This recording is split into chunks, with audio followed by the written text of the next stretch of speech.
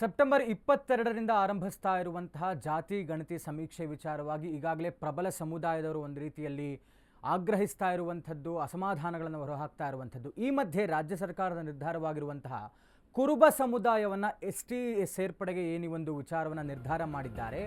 ಈ ವಿಚಾರವಾಗಿ ವಾಲ್ಮೀಕಿ ಸಮುದಾಯದವರು ಅಸಮಾಧಾನವನ್ನು ಹೊರಹಾಕ್ತಾ ಇದ್ದಾರೆ.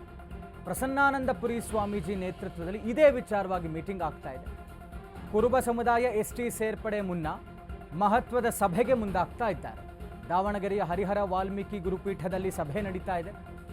ಸಮುದಾಯದ ಸಚಿವರು, ಶಾಸಕರು, ಮಾಜಿ ಶಾಸಕರು, MLC, ಮಾಜಿ MLCಗಳಿಗೂ ಕೂಡ ಈ ಒಂದು ಸಭೆಗೆ ಆಹ್ವಾನ ಹೋಗಿದೆ. ಕುರುಬರನ್ನ STಗೆ ಸೇರಿಸಿದ್ರೆ ವಾಲ್ಮೀಕಿ ಸಮಾಜಕ್ಕೆ ಅನ್ಯಾಯವಾಗತ್ತೆ.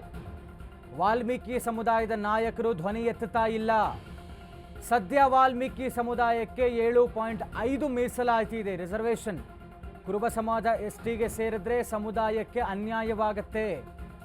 ಜಾತಿ ಗಣತಿಯಲ್ಲಿ ದಲಿತ ಕ್ರಿಶ್ಚಿಯನ್, ನಾಯಕ ಕ್ರಿಶ್ಚಿಯನ್, ಹೀಗಾಗಿ ಇದೆಲ್ಲದರ ಬಗ್ಗೆ ವಾಲ್ಮೀಕಿ ಸಮುದಾಯದ ಮೀಟಿಂಗ್ನಲ್ಲಿ ಚರ್ಚೆ ಆಗಲಿಕ್ಕಿದೆ.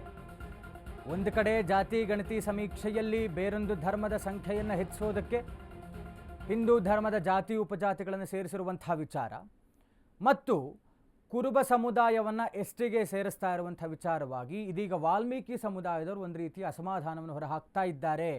ಕುರುಬ ಸಮುದಾಯವನ್ನು ಸೇರಿಸುವ ಮುನ್ನ ಒಂದು ಮಹತ್ವದ ಸಭೆಗೆ ಮುಂದಾಗ್ತಾ ಇರುವಂಥದ್ದು. ಹೀಗಾಗಿ ಆ ಸಮುದಾಯದ ಎಲ್ಲ ನಾಯಕರು, ಶಾಸಕರು, ಮಾಜಿ MLCಗಳು ಎಲ್ಲರನ್ನೂ ಕೂಡ ಆಹ್ವಾನ ಕೊಟ್ಟಿದ್ದಾರೆ ಎಲ್ಲ ವಿಚಾರವಾಗಿ. ಯಾಕಂದರೆ ಈಗ ಈ ಕ್ಷಣಕ್ಕಿರುವಂಥದ್ದು ವಾಲ್ಮೀಕಿ ಸಮುದಾಯಕ್ಕೆ 7.5 ಇದೆ ರಿಸರ್ವೇಷನ್ ರೇಂಜು.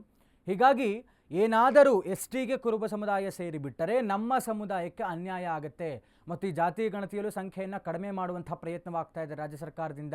ಇದೆಲ್ಲದರ ವಿಚಾರವಾಗಿ ಎಲ್ಲ ನಾಯಕರು ಧ್ವನಿ ಎತ್ತಬೇಕು, ನಮ್ಮ ಸಮುದಾಯದ ನಾಯಕರು ಧ್ವನಿ ಎತ್ತುತ್ತಾ ಇಲ್ಲ.